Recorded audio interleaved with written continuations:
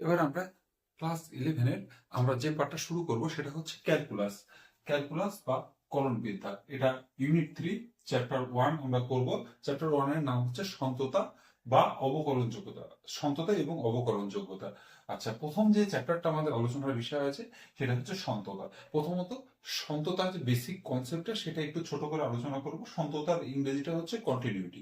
ইংরেজি টার্ম থেকে যদি বুঝি তাহলে আমাদের ব্যাপারটা বোঝা অনেক সহজ হয়। প্রথমত গ্রাফিক্যালে দেখি সন্ততা জিনিসটা কি। সন্ততা জিনিসটা হচ্ছে এক্স অ্যাক্সিস, ওয়াই অ্যাক্সিস। আচ্ছা, সন্ততাটা কি? সন্ততা হচ্ছে কোন একটা গ্রাফ সাপোজ আমি আঁকবো। এই যে একটা গ্রাফ আঁকছি, এই যে গ্রাফ যে আমি আঁকছি, আমাকে যতক্ষণ এই গ্রাফের মধ্যে কোনো ছেদ না থাকছে ততক্ষণ গ্রাফটা সন্তত বা কন্টিনিউয়াস থাকছে। সাপোজ যে গ্রাফটা এই যে এই জায়গাটায় ব্রেকিং আছে, এই জায়গাটা ব্রেকিং আছে, মানে এই গ্রাফটা আঁকার জন্য আমাকে এইখানে পেন তুলে তারপর আবার এইখানে পেন বসাতে হলো, ঠিক আছে? তো তাহলে এই যে পয়েন্টটা, সাপোজ এটা 1, এটা 2, এটা 3, হ্যাঁ, এবার চলতে আছে, এটা 4, 5, 6, এই যে এখানে দেখো 3 যে পয়েন্ট, 3 পয়েন্টে যে ব্রেকিং আছে, তাহলে বলবো এই যে অপেক্ষকটা এটা এক্স ইকুয়ালস টু 3 বিন্দুতে অসন্তত। কেন অসন্তত? কারণ এক্স ইকুয়ালস টু 3 বিন্দুতে আমার ছবিটা আঁকতে হলে পেনটা তুলতে হচ্ছে, ওই কার্ভটা আর কন্টিনিউয়াস থাকছে না, তার জন্য ওই পয়েন্টটাতে হচ্ছে ডিসকন্টিনিউয়াস। এবার সবসময় গ্রাফিক্যালি তো দেখানো যাবে না, তো তার সেটা দেখানোর আমাদের কিছু নিয়ম আছে। সেটা হচ্ছে ক্লাস 11-এ আমরা করেছি। যদি ক্লাস 11-এর জিনিস না জানলেও কিছু নয়, সেটা হচ্ছে রাইট হ্যান্ড লিমিট, মানে এফ অফ সাপোজ যে এক্স ইকুয়ালস টু এ বিন্দুতে আমি সন্ততা পরীক্ষা করছি, ঠিক আছে? আচ্ছা আচ্ছা, এখানে একটা জিনিস বলে দিই শুধু, তাহলে কি 3 বিন্দুতে অসন্তত কিন্তু বাকি সমস্ত বিন্দুতে কিন্তু সন্তত বা কন্টিনিউয়াস। আচ্ছা, এবার আমি এ পয়েন্টে চেক করছি, এফ অফ এ প্লাস 0, এটা হচ্ছে রাইট হ্যান্ড লিমিট। সমান কি হয়? লিমিট। আচ্ছা, সমান কি হয় ওটা বোঝাচ্ছি। কি হতে হয় আগে বলি সন্ততা হওয়ার জন্য। এফ অফ এ প্লাস 0 সমান এফ অফ এ মাইনাস 0 সমান এফ অফ এ। যদি হয় তাহলে আমরা বলবো এ বিন্দুতে এক্স ইকুয়ালস টু এ বিন্দুতে এফ এক্স সন্তত। আচ্ছা, এবারে এই জিনিসগুলো কি? এফ অফ এ প্লাস 0, যদি 11-এ যদি তোমরা ভুলে গিয়ে থাকো তাহলে এটা কি?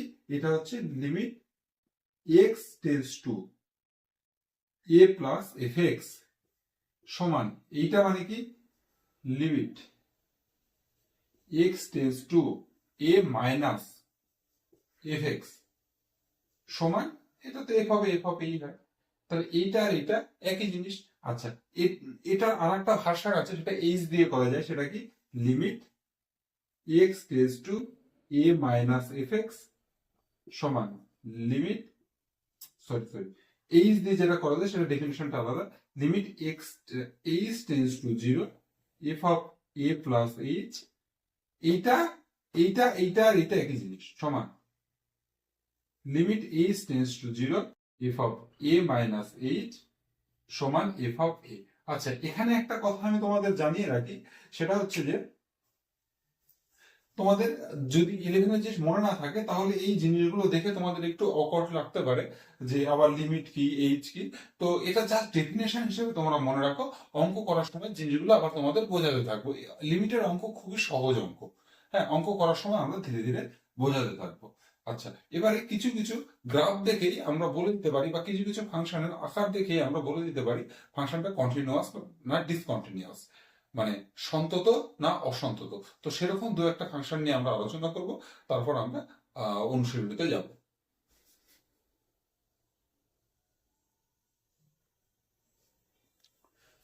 যেমন একটা ফাংশন ধরো F x equals to mod x. এই যে ফাংশনটা, এটা সমস্ত সমস্ত বিন্দুতে সন্তত।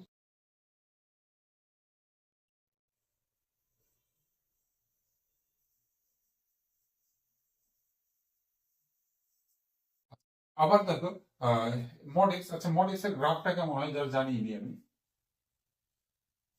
মড এক্স এর গ্রাফটা এরকম হয় দেখতে। দেখো, গ্রাফটা আঁকার জন্য আমাদের কোনো পেন তোলার প্রয়োজন হলো না, তাই সমস্ত বাস্তব সংখ্যার জন্য f x equals to mod x কিন্তু সন্তত। আচ্ছা, এবারে f x equals to suppose box x. Box x কে কি বলে জানো? বক্স এক্স কে বলে স্টেপ ফাংশন। স্টেপ ফাংশন সেটা কি? আচ্ছা, বক্স এক্স এর গ্রাফটা কেমন হয়? বক্স এক্স এর গ্রাফটা এরকম হয়।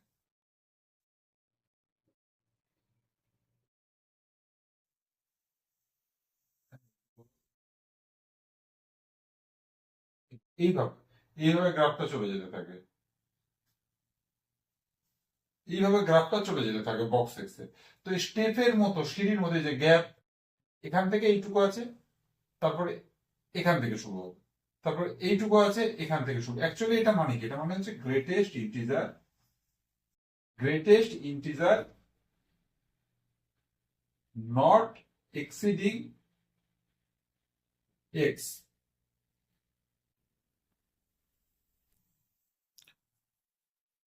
তো এই যে ফাংশনটা, এখানে দেখো কোন কোন বিন্দুতে ছবি আঁকার জন্য আমার পেন তুলতে হচ্ছে। এই দেখো, এক বিন্দুতে তুলতে হচ্ছে ছবি আঁকার জন্য, দুই বিন্দুতে তুলতে হচ্ছে, তিন বিন্দুতে তুলতে হচ্ছে। তার মানে কি? আবার এইদিকে আসলেও তাই। তাহলে কি 0 +-1 +-2 ডট ডট ডট, এই যে বিন্দুগুলোতে আছে, বিন্দুগুলিতে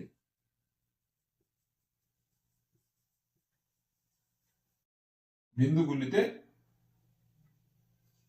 f x equals to box x অসন্তত। অসন্তত অসন্তত এটা কি? এই বিন্দুগুলোতে অসন্তত, ইন্টিগ্রাল পয়েন্ট গুলোতে অসন্তত, বাকি সমস্ত জায়গায় কিন্তু সন্তত বক্স এক্স ফাংশন। আর মড এক্স ফাংশনটা কি বললাম? সমস্ত বিন্দুতে সন্তত। এবার মডের সাথে যদি কিছু থাকে তবুও তাই, suppose mod of x minus a, তাও সমস্ত বিন্দুতে সন্তত। হ্যাঁ, বক্সের সাথেও যদি কিছু থাকে তাও ইন্টিগ্রাল পয়েন্ট গুলোতে শুধুমাত্র অসন্তত হবে, বাকি সমস্ত জায়গায় কিন্তু সন্তত হবে। আচ্ছা, এবারে কিছু কিছু গ্রাফ, যেমন সাইন এক্স। সাইন এক্স এর গ্রাফ কেমন হয়? সাইন এক্স এর গ্রাফ হয় এরকম, চলতে থাকবে। তো এটা, এখানে তো পেন তোলার কোনো ব্যাপার নাই। তাহলে কি? সাইন এক্স এর গ্রাফও কিন্তু সমস্ত রিয়েল নাম্বারে সন্তত। কজ এক্স এর গ্রাফও তাই। কজ এক্স এর কেমন? এই যে এখান থেকে শুরু হয়, এভাবে চলতে থাকে। তাহলে কি? কজ এক্স এর গ্রাফ আঁকার জন্য কিন্তু আমাকে এই যে এখানে পেন তুললাম, তাই এখান থেকে শুরু করলে পেন তুলতে হবে না। তো কোনো জায়গায় কিন্তু ব্রেকিং নেই। তাহলে কিন্তু কজ এক্সটাও কিন্তু তোমার সমস্ত জায়গায় সন্তত। এরকম যখন প্রতিটা টার্ম তো এইভাবে বলা সম্ভব না, যখন যেটা আমরা করব অঙ্কের সাথে সাথে প্রতিটা জিনিস আমরা ভালোভাবে ব্যাখ্যা করব।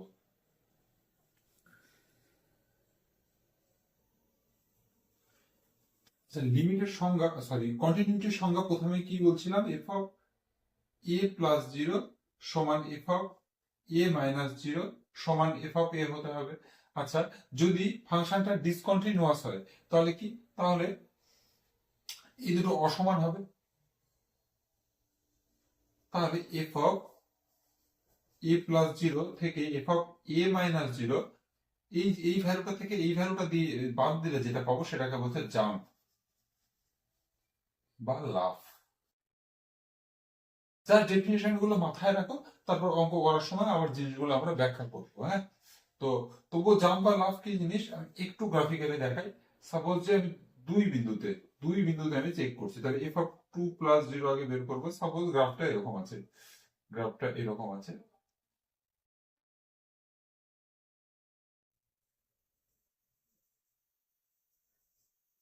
1 2 3 4 দিয়ে দিলাম, দুই বিন্দুতে ব্রেকিং আছে আর এখানে স্টার্টিং আছে, এইরকম করে গ্রাফটা। ঠিক আছে, তাহলে দেখো, এক্স এর মান 2 হলে এফ এক্স এর এটা কি? এটা হচ্ছে এই এই হাইটটা, এইটাই তো F of a minus zero. তাহলে এফ অফ এ মানে ওয়াই, এক কথায় ওয়াই।